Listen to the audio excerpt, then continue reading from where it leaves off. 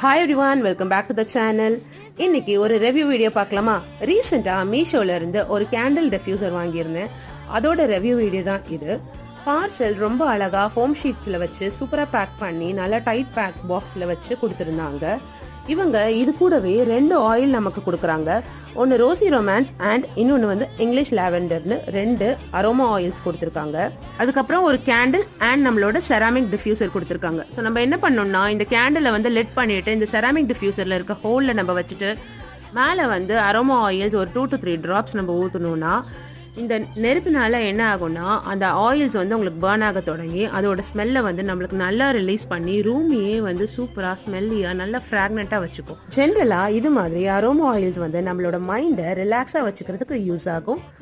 Link டிஸ்கிரிப்ஷனில் கொடுத்துருக்கேன், வேணுன்றவங்க பர்ச்சேஸ் பண்ணிக்கோங்க.